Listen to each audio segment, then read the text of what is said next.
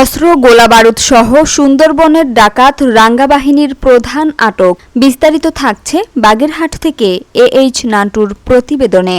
সুন্দরবন থেকে কুখ্যাত ডাকাত চক্র রাঙ্গা বাহিনীর প্রধান নজরুল শেখকে আটক করেছে কোস্টগার্ড। এ সময় তার কাছ থেকে দুটি একনলা বন্দুক ও ৬ রাউন্ড তাজা কার্তুজ জব্দ করা হয়। রবিবার দুপুরে কোস্টগার্ডের মিডিয়া কর্মকর্তা লেফটেন্যান্ট কমান্ডার সিয়ামুল হক এ তথ্য জানান। তিনি জানান, কোস্টগার্ড বেইস মোংলা সকাল ৬টায় সুন্দরবনের শিবসা নদীর কালাবগি এলাকায় বিশেষ অভিযান পরিচালনা করাকালে ডাকাতরা পালানোর চেষ্টা করে।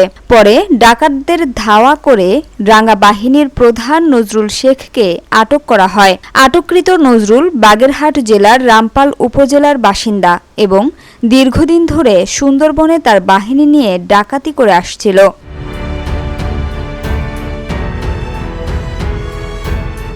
জব্দ করা অস্ত্র ও কার্তুজ এবং আটক নজরুল শেখের বিরুদ্ধে পরবর্তী আইনানুগ ব্যবস্থা গ্রহণের প্রক্রিয়া চলছে বলে জানিয়েছে কোস্টগার্ড।